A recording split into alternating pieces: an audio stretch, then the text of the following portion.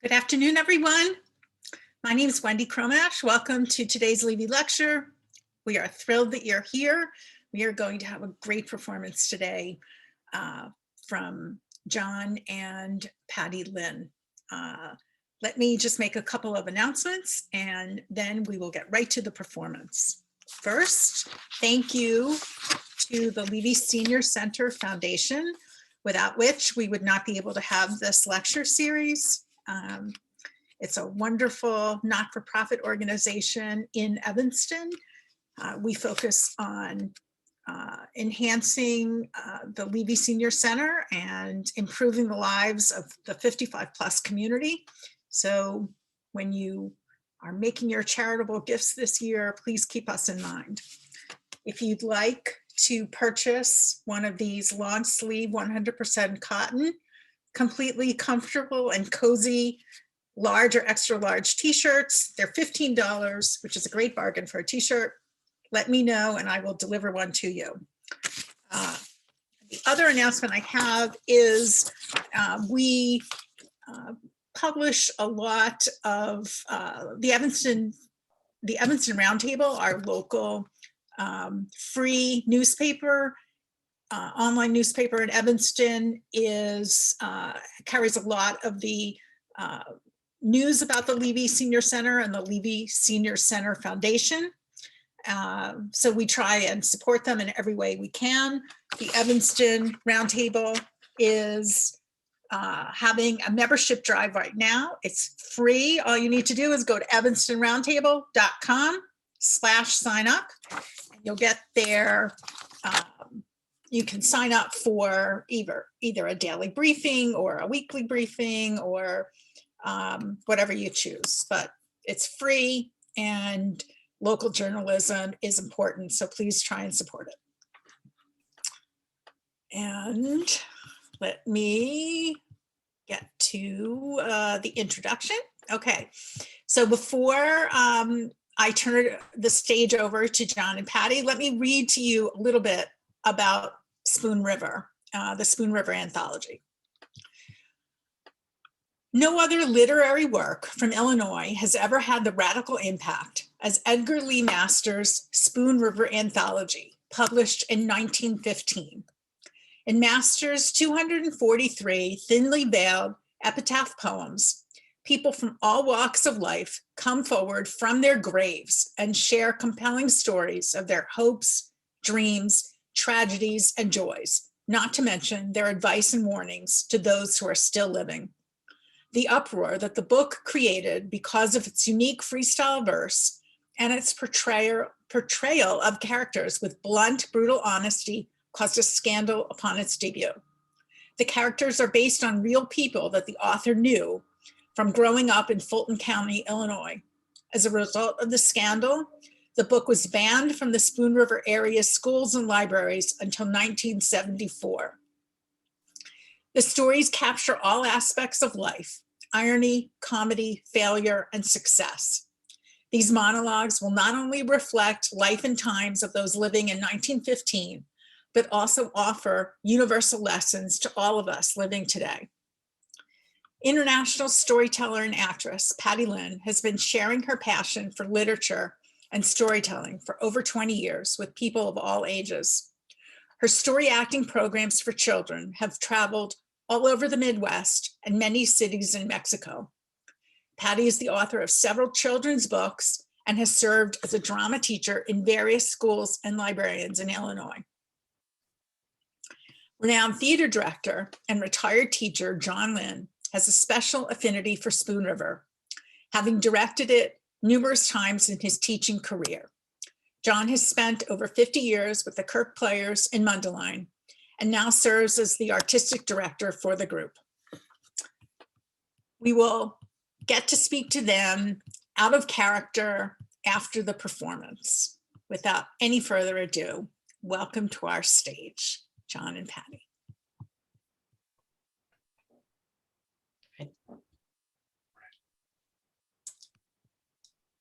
Where are Elmer, Herman, Bert, Tom, and Charlie? The weak of will, the strong of arm, the clown, the fighter, the boozer, all all are sleeping on the hill. One passed in a fever. One was burned in a mine. One was killed in a brawl. One died in jail. One fell from a bridge, toiling for children and wife. All all are sleeping on the hill. Where are Ella, Kate, Mag, Lizzie, and Edith, the tender heart, the simple soul, the loud, the proud, the happy one? All are sleeping on the hill. One died in shameful childbirth. One of a thwarted love. One at the hands of a brute in a brothel. One of a broken pride in search of heart's content. One, after life in faraway London and Paris, was brought to her little space by Ella, Kate, and Mag. All are sleeping on the hill. Out of a cell and into this darkened space, the end at 25, my tongue could not speak what stirred within me, and the villagers thought me a fool. Yet at the start, there was a clear vision, a high, urgent purpose in my soul, which drove me on, trying to memorize the Encyclopedia Britannica. I was the milliner, talked about, lied about, mother of Dora, whose strange disappearance was charged to her rearing. My eye, quick to beauty, saw much beside ribbons and feathers and buckles and leghorns and felts to set off sweet faces and dark hair and gold. One thing I will tell you, and one thing I will ask. The stealers of husbands wear powder and trinkets and fashionable hats. Wives, wear them yourselves. Hats may make divorces. They also prevent them. Well, now let me ask you, if all of the children born here in Spoon River had been reared by the county, somewhere on a farm, and the mothers and fathers been granted their freedom to live and enjoy, change mates if they wished, do you think Spoon River had been any the worse? I loathed you, Spoon River. I tried to rise above you. I was ashamed of you. I despised you as the place of my nativity. But there in Rome, among the artists, speaking Italian, speaking French, I seemed to myself at times to be free of every trace of my origin. I seemed to be reaching the heights of art and to breathe the air the masters breathed and to see the world through their eyes. But still, they pass my work and say, "What are you driving at, my friend?" At times, the face looks like Apollo's. At others, it has a trace of Lincoln. There was no culture, you know, in Spoon River. So I burned in shame and held my peace. And what else could I do? All covered over and weighted down with Western soil, except aspire and pray for another birth in this world, with all of Spoon River rooted out of my soul. When Reuben Pontier ran away and threw me, I went to Springfield. There I met a lush whose father, just deceased, left him a fortune. He married me when drunk. Ooh, my life was wretched. A year passed, and one day they found him dead. That made me rich. I moved on to Chicago. But after a while, I met Tyler Roundtree, villain. I moved on to New York.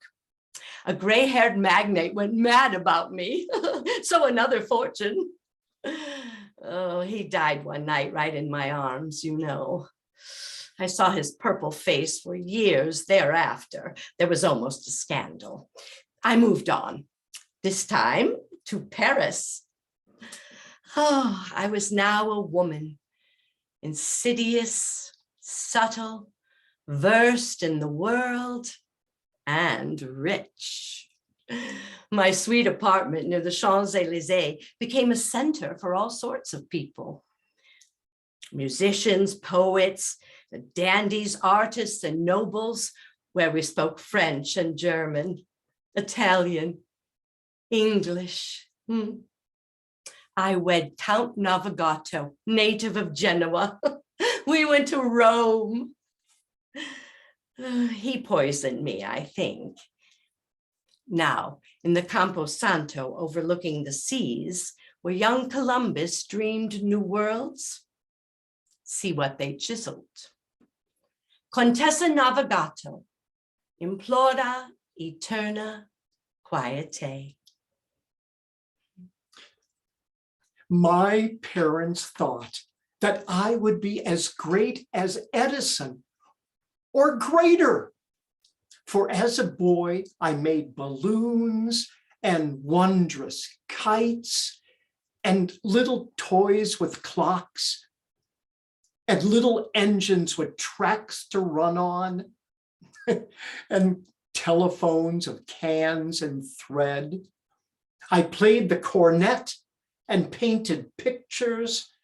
I modeled in clay and took on the part of the villain in the octoroon. But then at 21, I married and had to live. And so to live, I learned the trade of making watches and kept the jewelry store on the square. Thinking, not of business, but of the engine I had studied the calculus to build. And all of Spoon River watched and waited to see it work. But it never worked. And a few kind souls believed that my genius was somehow hampered by the store. That wasn't the truth. The truth was, I didn't have the brains. Only the chemist can tell, and not always the chemist, what will result from compounding fluids or solids. And who can tell how men and women will interact on each other, or what children may result? There were Benjamin Pontier and his wife, good unto themselves, but evil toward each other. He oxygen, she hydrogen, their son a devastating fire. Together in this grave lie Benjamin Pontier, attorney at law, and Nig, his dog, constant companion, solace and friend. Down the gray road, friends, children, men and women, passing one by one out of life, left me until I was alone with Nig for partner, bedfellow, comrade in drink. In the morning of life, I knew aspiration and I saw glory. Then she, who survives me, snared my soul with a snare which bled me to death, until I, once strong of will, lay broken, indifferent, living with Nig in a room back of a dingy office. I know that he told that I snared his soul with a snare which bled him to death. And all of the men loved him, and most of the women pitied him. But suppose you are really a lady, loathe the smell of whiskey and onions, and the rhythm of Wordsworth's ode runs through your ears, while he goes about from morning till night repeating bits of the common thing. Oh, why should the spirit of mortal be proud? And then suppose you are a woman, well endowed, and the only man with whom the law and morality permit you to have the marital relation is the very man that fills you with disgust every time you think of it, while you think of it, every time you see him. That's why I drove him away from home to live with his dog in a dingy room back of the office. Under my jawbone is snuggled the bony nose of Nig. Our story is lost in silence. Go by, mad world.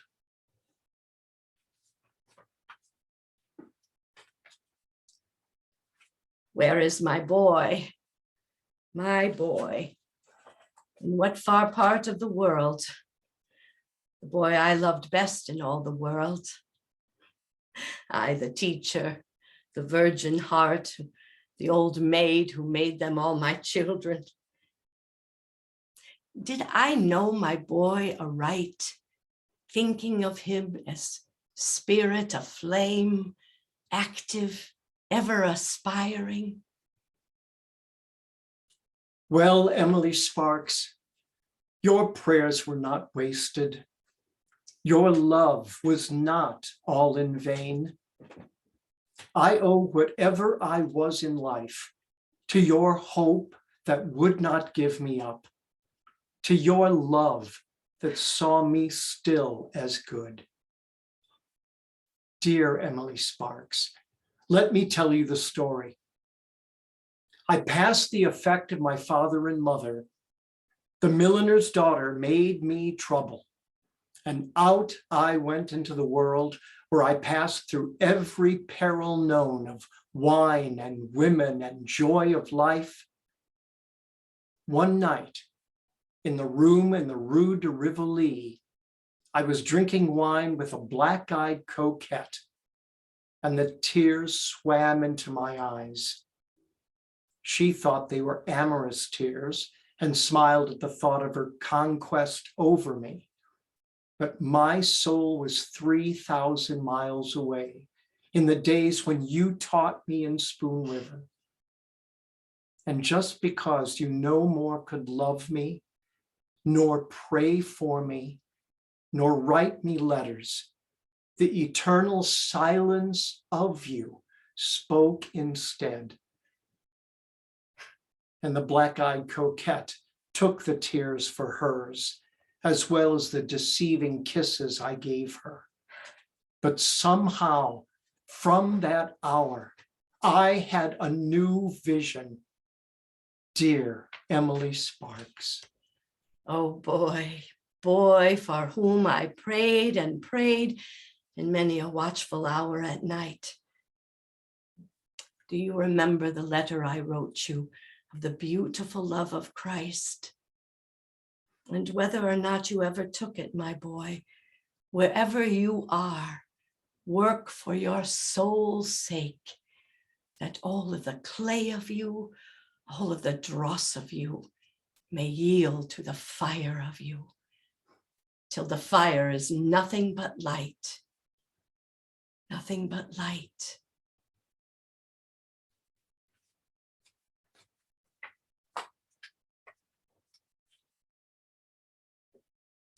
I belong to the church and to the party of prohibition. And the villagers thought I died from eating watermelon. In truth, I had cirrhosis of the liver. For every noon for 30 years, I slipped behind the prescription partition in Trainer's drugstore and poured myself a generous drink from the bottle marked Spiritus Frumenti. I would have been as great as George Eliot, but for an untoward fate. For look at the photograph of me made by Pennewitt. Chin resting on hand, deep set eyes, gray too, and far searching. But there was the old problem. Should it be celibacy, matrimony, or unchastity?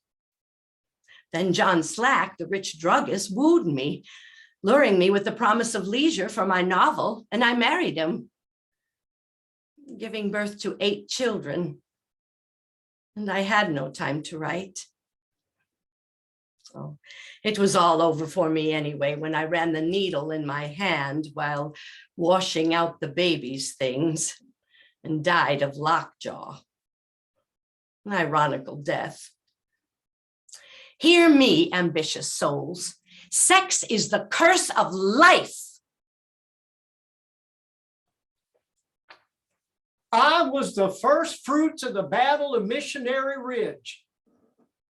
When I felt that bullet enter my heart, I wished I'd have stayed at home. And instead of going to jail for stealing the hogs of Curl Trenery, rather 1,000 times the county jail than to stay here under this marble figure with wings and this granite pedestal bearing the words pro patria. What do they mean anyway? Nolt Holheimer ran away to the war the day before Curl Trenery swore out a warrant through Justice Arnett for stealing hogs. But that's not the real reason he turned a soldier. He caught me running with Lucius Atherton. We quarreled. I told him never again to cross my path. Then he stole the hogs and went to the war. Back of every soldier is a woman.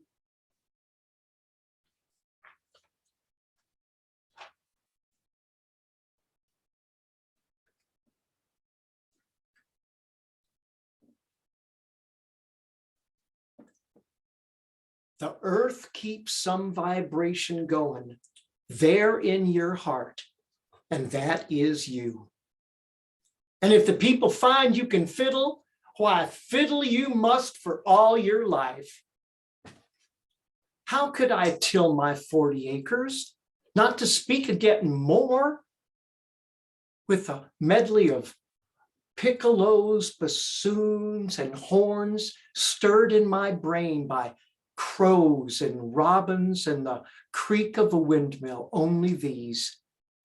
And I never started to plow a day in my life that someone did not stop in the road and drag me away to a dance or a picnic. I ended up with 40 acres. I ended up with a broken fiddle and a broken laugh and 1,000 memories, and not one single regret. Reverend Wiley advised me not to divorce him for the sake of the children. Judge Summers advised him the same. So we stuck to the end of the path. But 2 of the children thought he was right, and 2 of the children thought I was right. And the 2 who sided with him blamed me, and the 2 who sided with me blamed him. And they grieved for the one they sided with. And all were torn with the guilt of judging and tortured in soul because they could not admire equally him and me. Now, every gardener knows that plants grown in cellars or under stones are yellow and twisted and weak. And no mother would allow her baby to suck diseased milk from her breasts.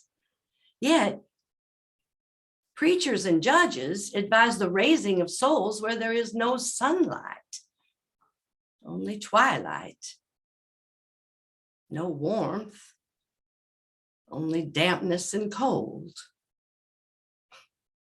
Preachers and judges. When my mustache curled and my hair was black, and I wore tight trousers and a diamond stud, I was an excellent knave of hearts and took many a trick.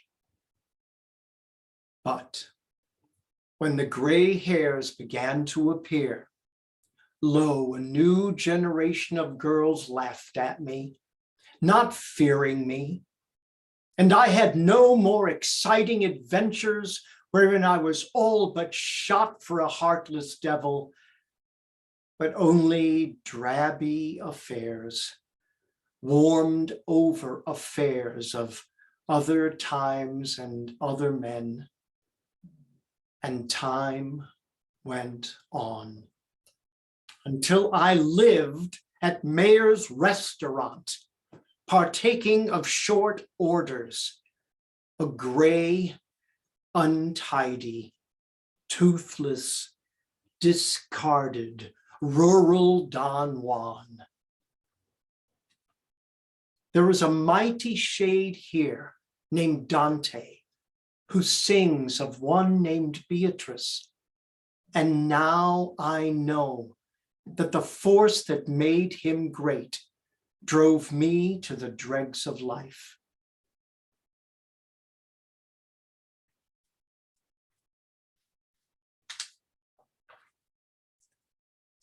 There is something about death, like love itself, if with someone with whom you have known passion, in the glow of youthful love, you also, after years of life together, feel the sinking of the fire, and thus fade away together, gradually, faintly, delicately, as it were in each other's arms.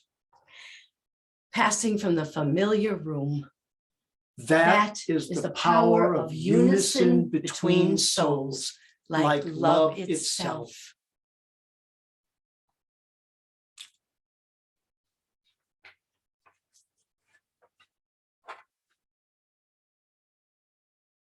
How many times during the 20 years I was your leader, friends of Spoon River, did you neglect the convention and the caucus and leave the burden on my hands of guarding and saving the people's cause? Sometimes because you were ill, or your grandmother was ill, or you drank too much and fell asleep, or else you said, he is our leader, all will be well, he fights for us, we have nothing to do but follow. But oh, how you cursed me when I fell, and cursed me saying that I had betrayed you in leaving the caucus room for a moment, when the people's enemies there assembled watched and waited for a chance to destroy the sacred rights of the people. You common rabble! I left the caucus to go to the urinal.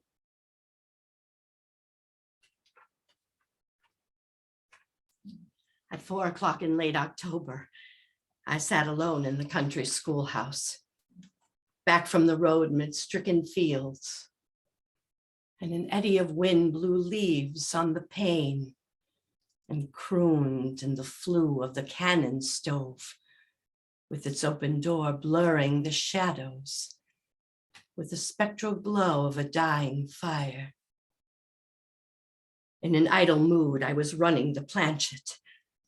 All at once, my wrist grew limp, and my hand began to move rapidly across the board till the name Charles Guiteau was spelled, who threatened to materialize before me. I rose and fled from the room out into the dusk, bareheaded, afraid of my gifts. After that, the spirits swarmed. Chaucer, Caesar, Poe and Marlowe, Cleopatra and Mrs. Surratt. Wherever I went with messages. Mere trifling twaddle. Charles Guiteau, indeed. You talk nonsense to our children. And suppose I see what you never saw and have no word for. I must talk nonsense when you ask me what it is I see.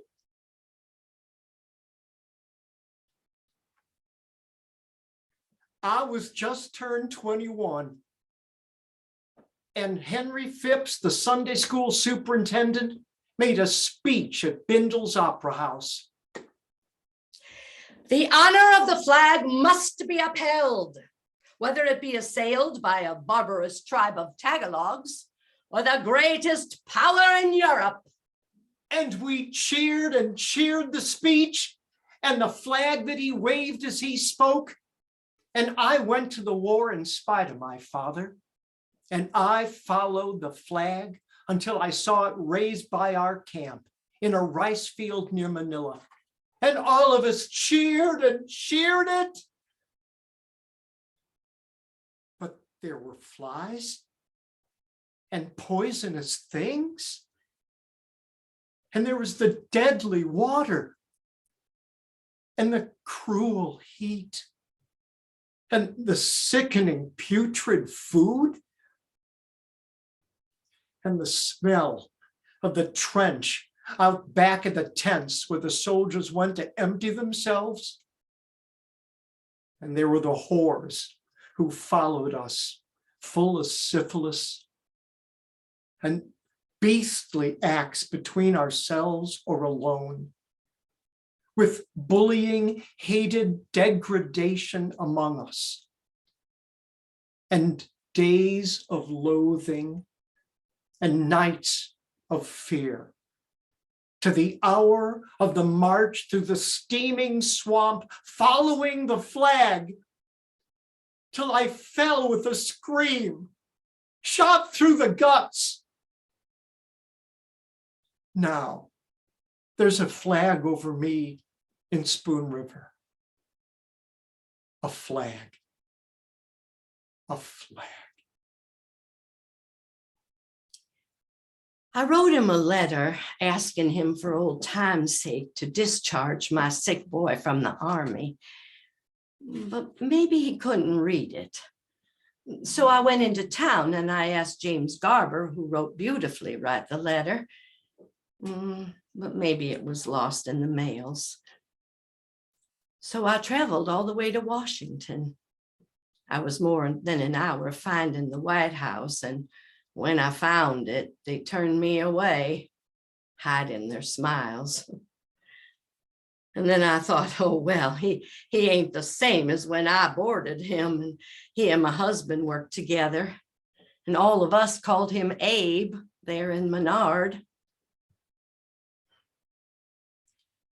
As a last attempt, I went up to a guard and I said, please say it's old Aunt Hannah Armstrong from Illinois. Come to see him about her sick boy in the army. Well, all at once they let me in. And when he saw me, he broke in a laugh. He dropped his business as president. And in his hand wrote Doug's discharge, talking all the while of the early days and telling stories. She loved me. Oh, how she loved me. I never had a chance to escape from the day she first saw me.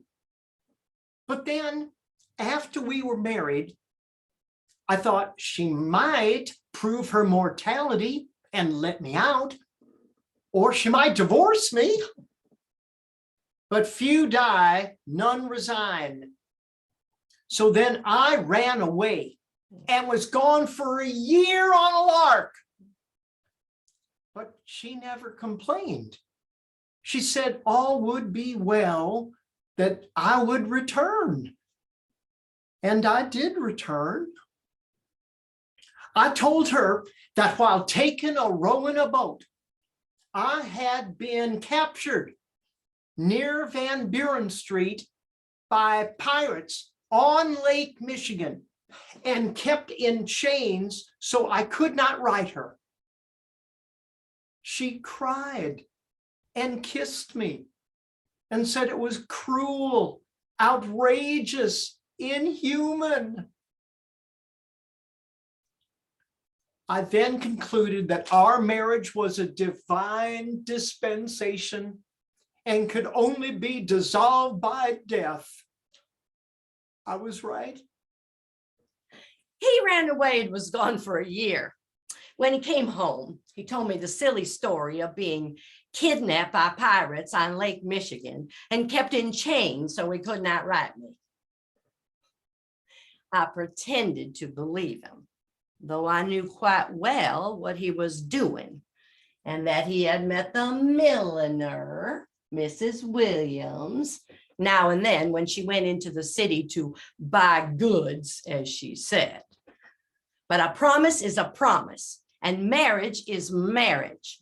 And out of respect for my own character, I refuse to be drawn into a divorce by the scheme of a husband who had merely grown tired of his marital vow and duty.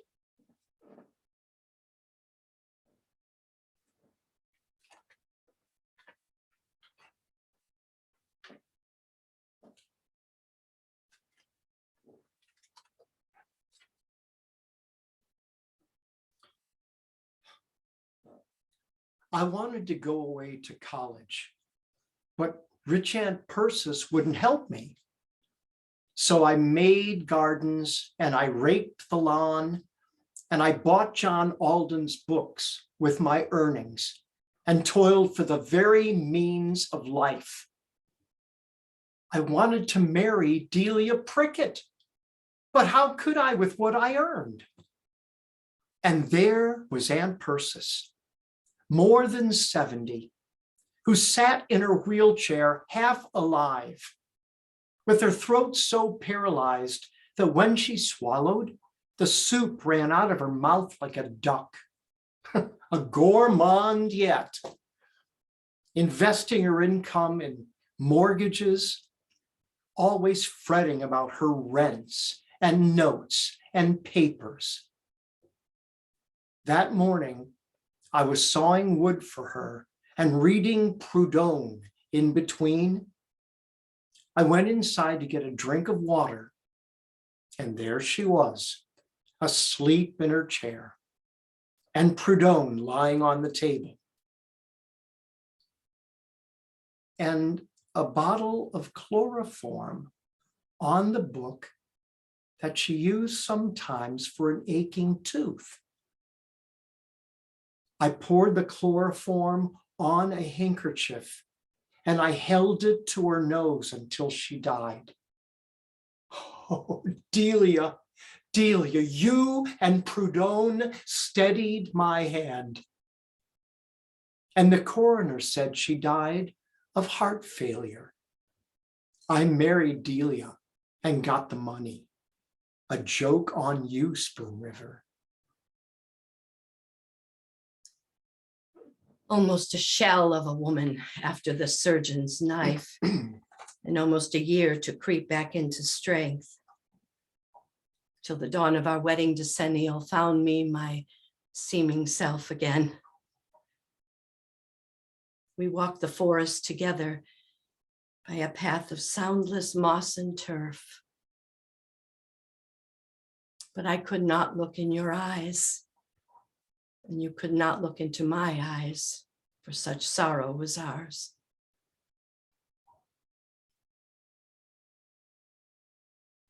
The beginning of gray in your hair, and I but a shell of myself. And what did we talk of? Sky and water, anything most to hide our thoughts. Then your gift of wild roses set upon the table to grace our dinner. Poor heart, How bravely you struggle to imagine and live a remembered rapture. And my spirit drooped as night came on, and you left me alone in my room for a while, as you did once when I was a bride. Poor heart. And I looked in the mirror, and something inside of me said, one should be all dead if one is half dead, nor ever mock life, nor ever cheat love. And I did it, looking there in the mirror. Dear, have you ever understood?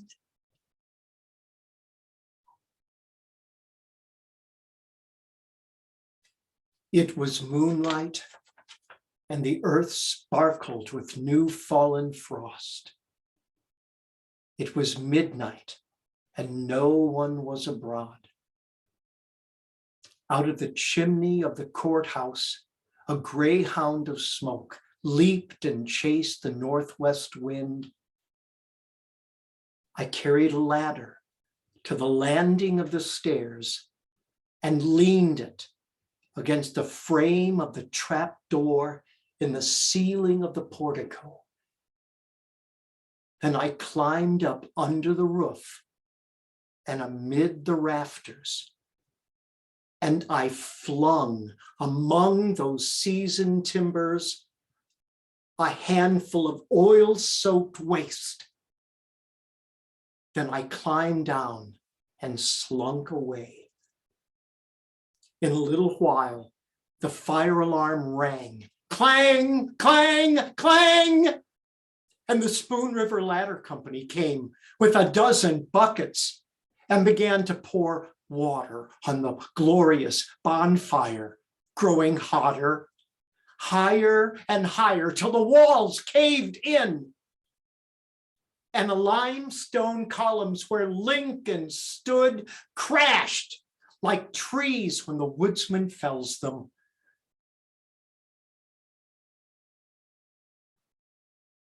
When I came back from Joliet prison, there was a new courthouse with a dome, for I was punished like all who destroy the past for the sake of the future. From Bindle's Opera House in the Village to Broadway is a great step, but I tried to take it. Oh, my ambition fired when 16 years of age, seeing East Lynn played in the Village by Ralph Barrett, the coming romantic actor who enthralled my soul. True, I trailed home a broken failure after Ralph disappeared in New York, leaving me alone in the city. But life broke him also. In all this place of silence, there are no kindred spirits. How I wish Dusa could stand amid the pathos of these quiet fields and read these words. And I say to you that life's a gambler, head and shoulders above us all. No mayor alive can close the house. And if you lose, you can squeal as you will. You'll not get back your money. He makes the percentage hard to conquer. He stacks the cards to catch your weakness, not to meet your strength. And he gives you 70 years to play. For if you can't win in 70, you can't win at all. So when you lose, get out of the room. Get out of the room when your time is up. It's mean to sit and fumble the cards, cursing your losses, leaden-eyed, whining to try and try.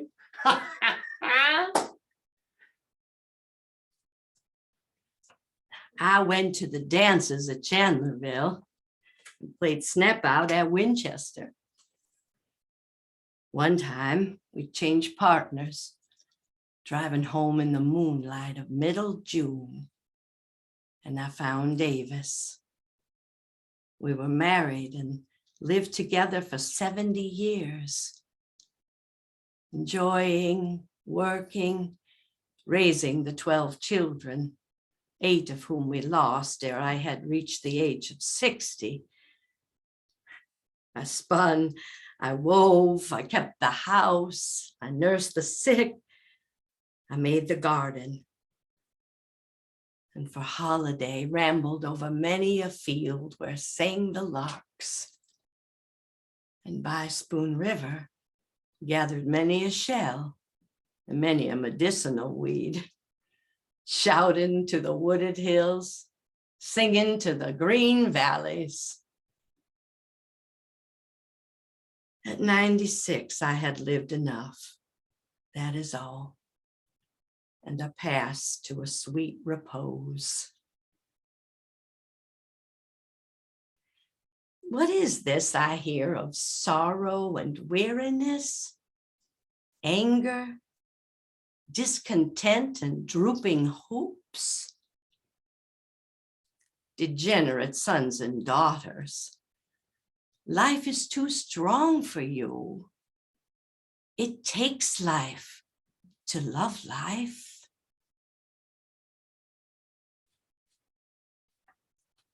Seeds in a dry pod, tick, tick, tick, tick, tick, tick, like mites in a quarrel.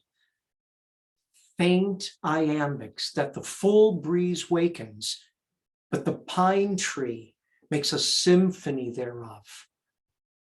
Triolets, villanelles, rondelles, rondeaux, ballads by the score with the same old thought.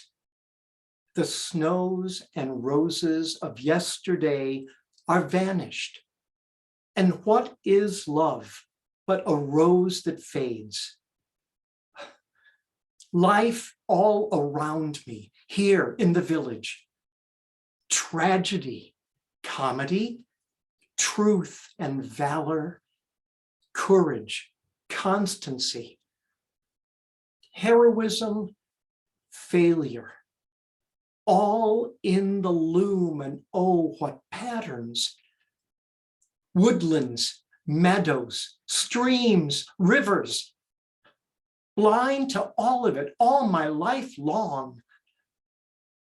Triolets, villanelles, rondelles, rondeaux, seeds in a dry pod, tick, tick, tick, tick, tick, tick, what little iambics, while Homer and Whitman roared in the pines.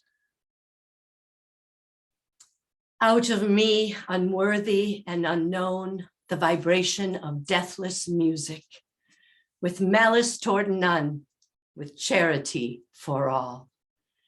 Out of me, the forgiveness of millions toward millions, and the beneficent face of a nation shining with justice and truth. I am Anne Rutledge, who sleep beneath these weeds, beloved in life of Abraham Lincoln, wedded to him not through union, but through separation. Bloom forever, O Republic, from the dust of my bosom. Good friends, let's to the fields. I have a fever. After a little walk, and by your pardon, I think I'll sleep. There is no sweeter thing, nor fate more blessed than to sleep. Here, world, I pass you like an orange to a child. I can no more with you. Do what you will.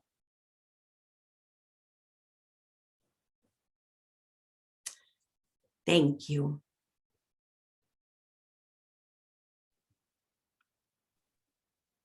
That was great. Wendy, Thank you so much. Oh my goodness. It's our pleasure and our privilege. Let me get back on screen. If I can. Okay. That was so interesting and captivating and dramatic. It was really terrific. We have a couple of questions, but let me get, actually their comments. Okay, so let me kick things off. It was great. How I know that the actual poem is longer and much more in depth. I was reading that there are several hundred characters in the full story. How did you pick the ones that you wanted to focus on today? I think Jon's taught the anthology to his students over the years. And when we decided that we wanted to do this on our own, we had so many to choose from, and we were able to choose the ones that spoke to us the most. And I had a lot of favorites, and we also knew that the majority of them are serious and often dark. And so we made an effort to look for the ones that had some comedy and some lightness to balance as best we could with all of those with a more serious intent. Right. I was reading about the anthology and the public reception to it.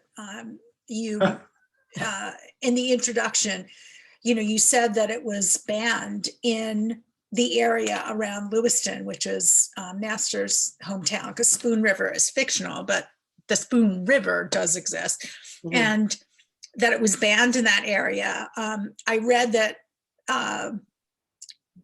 his mother was on the board of the library and voted for the ban of the book. But he also said that, while, the overall theme is dark and it demystifies small town life, the people who in town thought they knew who the characters were usually incorrect. And I was struck by how it incorporated, the references to Abraham Lincoln and local topical comments, but it was also very poignant and very well received. It was extremely popular, and it was popular even amongst the townspeople, that he lived with. Did you ever talk to anybody from that area or go to perform it in that area? Oh my God, yes. I directed the full-length play 3 times over my 35 years. Wow. And all 3 times I got a bus and I took my cast and crew down to Spoon River, and we were very blessed with this amazing spirit, a man named Spoon River Charlie, who was actually the Fulton County historian. And all 3 times, even the last time when he couldn't get off the bus anymore.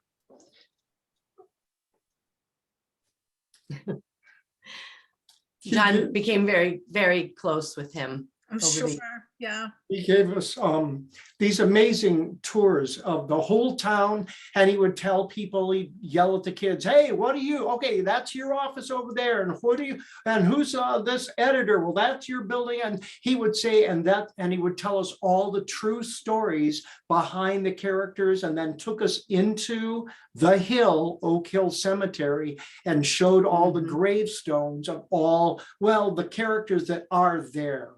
Not all of them are in Oak Hill, but many, many times we've been down there.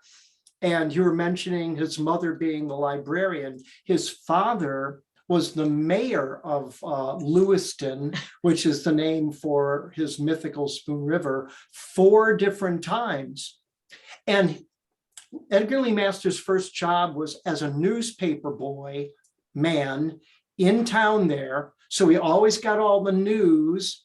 Then he worked in his dad's law office where he got all these like divorces and custody battles and learned all this dirt on people that way. Then his dad became the mayor and he would sit and hear all the other political. So he had all kinds of fodder to make up these characters. And a lot of them are absolutely true to life of the people around him. In some cases, he barely changed the names. So, Wow. I also read that his dad loved it. it was his greatest work. He never quite he never did anything quite like that again. He tried, but it was his greatest work. And how long is the full performance? If you do the whole show, the Broadway version of the show, it's a full 2-hour show with quite a bit of music to it. And we usually tour with a wonderful lady named Paddy, who's a musician who does many of those songs, about 15 minutes to make our performance a full hour.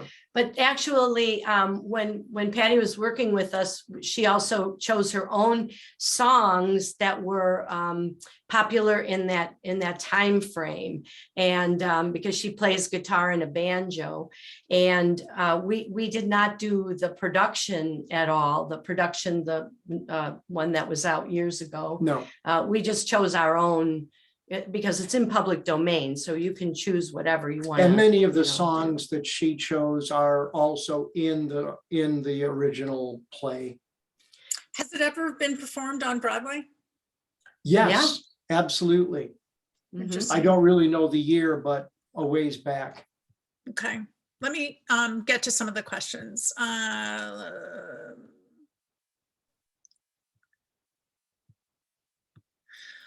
Okay, this is a comment, but it's interesting. Cynthia says, in the late 1960s, early 1970s, I was teaching high school drama in Ohio, 2 different schools, and twice I directed this play with my students. 1 suburban school, 1 urban school, 2 totally different kinds of play engaging the local cultures, added some movement and music. I have no idea how I learned of the play, but I loved it. My students loved it. And she thanks you for the wonderful performance. Oh, that's really sweet. Thank her. You. Yeah, it is it's a wonderful play to do with your high school kids, as John found out 3 times, and other people who, have done it in their schools have said too. So bravo. It's a good, and especially for not being in Illinois. That's awesome. And I was very, very blessed. 2 times out of the 3 times I did it, it was selected to go to state and be done again at the State Theater Festival. We did it in November, and it was performed again at the State Festival in January down at U of I and Illinois State University. And it was exactly 20 years apart. It went in 1981, and then it went in 2001.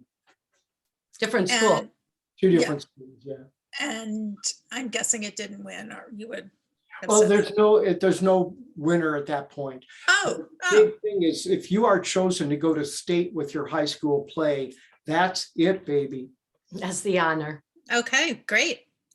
Amy asks, do you have a favorite character, and could you talk about that? Why? That we've been asked that many a time, and there are so many actually that I think we would love. I have to say that I'm especially fond of the way he wrote the one about going to meet Lincoln to have him discharge his son. Hannah Armstrong is her name. I just find that the writing on that particular one, short but sweet and right to the point. You kind of get a really clear image of that woman, or at least I did, and so she's definitely one of my favorites. I have How a about you, lot of Jon? favorites, but my favorite one is Fiddler Jones, who comes back and tells us at the end, I had 1,000 memories, great memories, and not one single regret. Wow. Um, let's see. Trudy says she didn't realize that our town was somewhat taken from Spoon River. Is there any, do you know any kind of connection? Never heard anything like that. Okay. I suppose being a small town, you know, rural and stuff like that, you could see the connections with it, but was there anything, do you think there was anything vindictive about Masters' work? Oh, gosh, yes. Sorry for asking an obvious question. You can almost look at the book, 244 different epitaphs, and almost all of the ones from when he was a young boy in Petersburg are treated with a very favorable light. And then as he grew up, he could see all the evil and nastiness and the bad side of humans. And that's what impressed him the most. And most of the ones from Lewiston, when he was an older man, are very dark and sad, and he blames people. He tells stories where, you know, it's their fault that this person committed suicide or that they died or that they left home. Yeah, he's very vindictive. That's one of the reasons that they didn't like the book of poems. Was he shunned in the community after it was published? Oh yeah, very much so. He wasn't living there any longer. And you couldn't even talk about the Masters family once it was published, 1915. Did his parents have to move? I don't remember. I don't know that. I'm not sure if his parents were still alive when it was, well, his mom was for sure. Probably his dad too. Was too, I think, for sure. Yeah. Did he have a happy personal life? Because he struggled a lot. You know, he struggled as far as I remember. Yeah. And I think he was always trying to continue that level of writing. You know, that must have frustrated him because he was a lawyer. Yes, a lawyer a long time, a newspaper person a long time. And like she says, he tried all these different forms of literature. He kept trying his hand at all these different things, and nothing brought him the fame of Spoon River. And how old was he when he became successful that way? Not sure, but I'm pretty sure he was in his 40s when Spoon River was published, when he finished. Relatively young. Mm-hmm. And he was not confident. The first publication of it was him sending a handful of them to a man that ran the local newspaper named Reedy, and it was called Reedy's Mirror. And he didn't use his own name. He used the name, I think it was Webster Ford. And then after it received great acclaim in the newspaper, Reedy actually talked him into publishing the whole thing as a book. So that's how it got started. Did he ever consider using a pseudonym? Just that one time, as far as I know, when he first sent the poems to the newspaper. Interesting. And apparently it had success in, you know, all over other countries too, like Europe and things. I was teaching, it's funny, it became available in Fulton County in 1974. I was teaching English in 1974 and teaching Spoon River Anthology poems as part of our American Lit section. And all around the world, when they do American Lit units, Spoon River Anthology is usually one of those things representing the United States. So it put Illinois on the literary map. Interesting. And what part of Illinois is Lewiston? South of the capital, Springfield. Mhm. And like you said, there is a real Spoon River that runs through the county. It's right near the Sangamon River, the Spoon River, and Lewiston, New Salem, Petersburg, all right there in Fulton County. Okay. And James says that he edited a volume of Edgar Lee Masters, Edgar's daughter, who was also a poet. Do you know anything about his family life or? Not too much, and I didn't realize that she published. That's kind of cool. Yeah. Okay. Let's see. Donna would like to know, were you influenced by the work of the Chicago folk singer Michael Peter Smith, who wrote music about Spoon River? No, I never heard of him or his music. Okay. I bet you Paddy Ecker, our musician friend, probably definitely did. Okay. James adds, referring back to Marcia, the child of Edgar. According to Marcia, home life was not a pleasant time for her. Her father was not a happy man. Thank you, James. That's adds a lot of color to the story.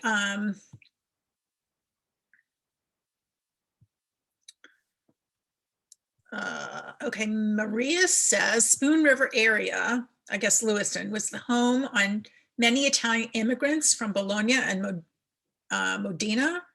They worked in the coal mines. See the book From the Epiphanies to Spoon River. I'm just relaying that information. Barb asked, is there any connection to Lincoln and the Bardo? Lincoln and who? She says the Bardo, I think. Bardo. Who's that? Let's look and see if we can find out what that is. So while I'm looking that up, can you? We know that Lincoln did speak at that courthouse with the big columns that Chase Henry burned down. And some of the stories, the whole poem is set of people speaking from the grave, telling their secrets and their things that they did that they, I mean, some of them were regrets, some of them were crimes, some of them were secrets. Were some of the things that Masters included fictional? Because, like he wouldn't know specifically. He might suspect that somebody, the coroner said she died of a heart attack, but according to the story, she was murdered. And right. Well, he definitely fictionalized many of the characters, but many of them are really true to the stories of their lives. And like I said, he knew a lot of the details and some of the dirt and some of the controversies because of his work in the newspaper, with his dad's law office, his dad being the mayor. And then I also talked to somebody who told me that after he left Spoon River, but before he published the book, he would come back and his grandmother, who was his great saving grace of goodness, she's the one that says, it's one of Patty's best lines, Lucinda Matlock. She's the one who says, life is too strong for you at the end. typically, at the end of But the he poem. used to come home and his grandmother would reportedly catch him up on all the dirt that was going on while he was Oh my gone. gosh. I mean, it was publicly well received. It was critically acclaimed. It was heralded as, a wonderful piece of American poetry and literature. Yet he's an embittered man, and he didn't exercise any demons by writing this. If anything, he created more. And he became isolated, and I don't know, it's kind of a tragedy, like the story of It's it. sad. It is sad. Yes. Sad. I mean, not only the poem, but the story around the poem Yep. is sad. Mhm. Because a lot of writers go on to write, 2 or 3 or 4 different things that are successful and accepted, and he didn't. Yeah. Okay, so Barb reminds us that Lincoln and the Bardo is a book by George Sanders, 2017, an experimental novel. Okay. Doesn't sound like this has much to do with it. So sorry, Barb, we don't know. Let's see. One thing I wanted to ask you, your college sweethearts, you met in We met in the theater department at college, and you've worked together for many years. Can you talk about, that whole experience working Longer than you want. in general. Yeah, I was we met at Illinois Wesleyan. I was an incoming freshman, I was a senior. and we had a mutual friend in common that actually introduced us. So that was really sweet. And then, but John was doing his student teaching because he got his certification to teach, and so I didn't really see him all that much. But when it was time he was graduating, and I wanted to transfer over to Illinois State. I loved Wesleyan, but I wanted to go to Illinois State. And so he went to Illinois State as well. And he was in the master's program while I was doing my undergrad. We worked and timed it out so that she got her degree in only 2 more years at Illinois State. And I applied and got a teaching job at Illinois State for those 2 years. And I got my master's paid for, with the teaching job. So I was going to school and teaching, and she was doing extra work to be done in 2 years, so that both of us graduated in 77. And that's when we got married. Oh, cute. And then we went to California for a while, and then we came back and we raised a family, and we actually worked for a theater company in Evanston for quite a few years too. Oh, really? Which one? And it was called Trinity. Trinity Theater Ensemble, from like 81 to like 88. I don't think it's still around. No, it isn't. It isn't around. And then we had our second baby in 89, and have, worked for years. I've worked for 56 years with my dad's group, the Kirk Players, and Paddy has actually been the artistic director for a long time. She's backing off now, right, as we get to our 4th grandkid, and so have I lately. We have 2 daughters and 4 grandchildren, so. That's wonderful. Yeah, and they live in Evanston. They do, really. They do. That's great. Yeah, they live on Prairie. Yeah. Oh, that's wonderful. Are they watching today? Do you know? No, they're working. They're both working. Okay, great. Well, my daughter is a junior high theater teacher at ETHS? She's actually in middle school. She's actually in, she's at High Crest. High Crest. High Oh, Crest. okay, Yeah. okay. Well, this has been a pleasure. The picture of the two of you is just so cute, and you can tell that you're fond of one another, and What? still, yeah, you still like each other, which Oh. is, how many years have you been married? 44, just last November 5th. Yeah, this past November, we try to get away at the beginning of November every year just to celebrate our anniversary. So we went to Southern Illinois this time, Southern Yeah, Illinois. we went right through the central part of where Spoon River would be and stayed in a cabin in Shawnee National Forest. It was lovely. Wonderful. Great. So just like 2 weeks ago. Yeah. Yeah.